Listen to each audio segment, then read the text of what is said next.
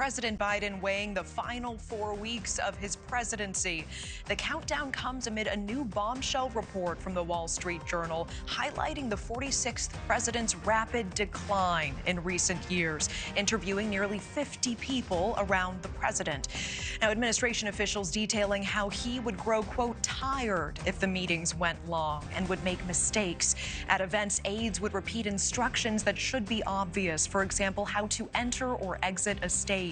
The report reading, quote, presidents have always had gatekeepers, but in Biden's case, the walls around him were higher, the controls greater. According to Democratic lawmakers, donors, and aides who worked for Biden and other administrations, there were limits over who Biden spoke with, limits on what they said to him, and limits around the sources of information he consumed. His administration has denied, Biden has declined.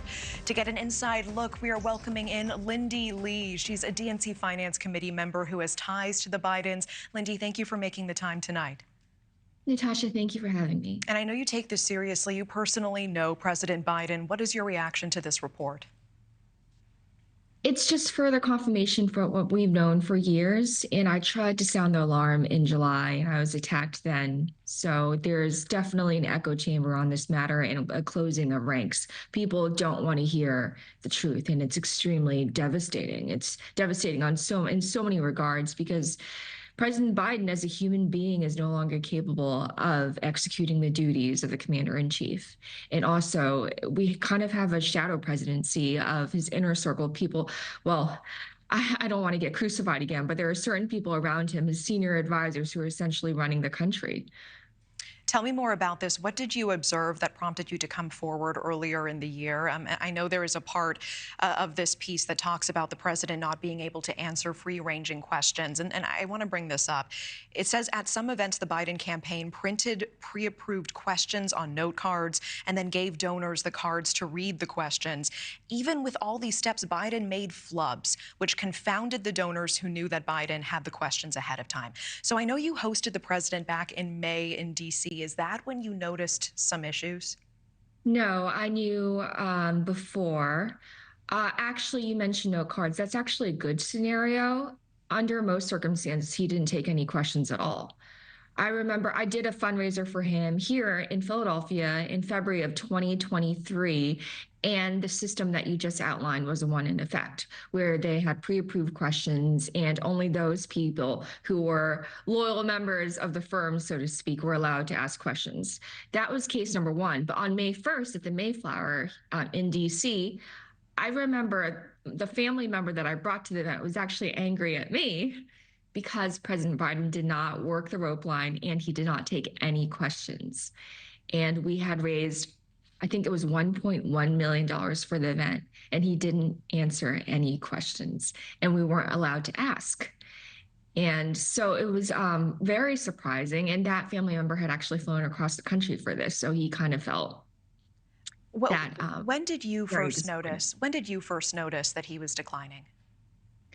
I think I also was just hoping for the best, and I still, to this day, I love him as a human being, and I'm very sorry.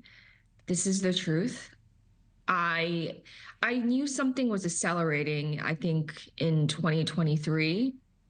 I think, actually, to be honest, I think he was pretty much fine in 2020.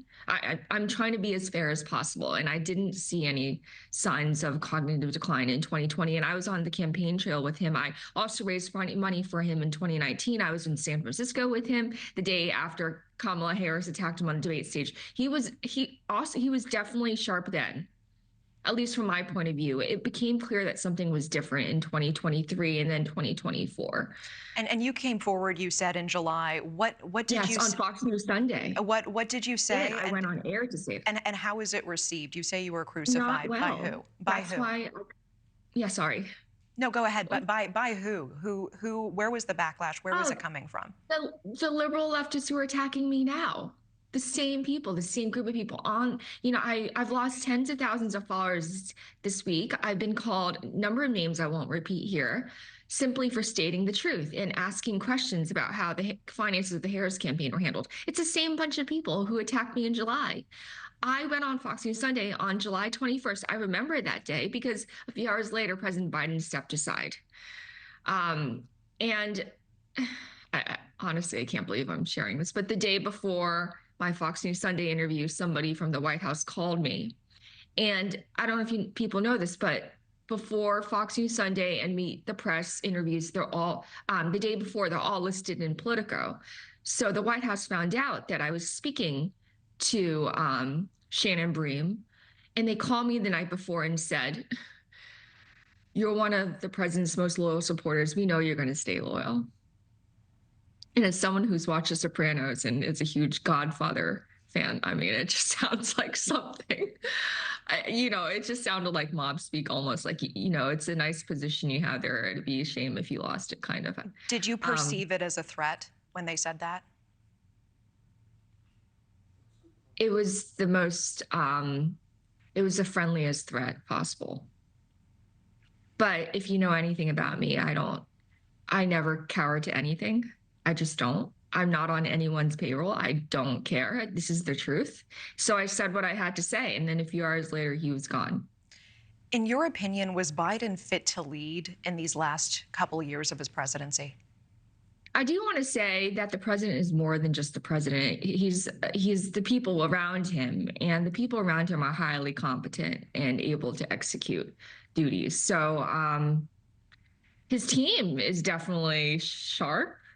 I mean, whether or not you agree with them ideologically, I don't think he's at the prime of his life. I'm trying to be as euphemistic as possible. I believe you used the word shadow presidency before. Is that what you believe it has been in the last couple of years? If we were to define that term as an inner circle who's really close the ranks, who protects them at every juncture, and I know them, and I'm sorry, but it's true. And I owe the American people the truth. I've been trying to tell the truth, and you can see what happens when I tell the truth. That's why I wasn't more forceful before, and I apologize. But you see the way that I've been tarred and feathered, because people would rather destroy the critics than accept the truth. Very last question, Lindy, why come forward? Why sound the alarm about this? I was giving people the benefit of the doubt for a long time, and then they wasted $2.5 billion. I raised millions of that. My family members gave millions of that. It's just, I felt like I was lied to at worst and manipulated at best. They told us that they were going to win 3 to 4 swing states. We all saw what happened. That wasn't even close. And so that was a moment when I was like, wow, after all that I've done, they still lied to me. They still didn't tell me the truth. And I lied to the people who I loved. So I'm done with this. I haven't left the party yet because of concerns like the environment and gun violence, to be honest, but I am definitely assessing where I go from here. Okay, Lindy Li, appreciate your time as always. Thank you so much. Thanks for watching. Go to joinnn.com to find News Nation on your screen. And don't forget to click the red subscribe button below to get more of News Nation's fact-driven, unbiased coverage.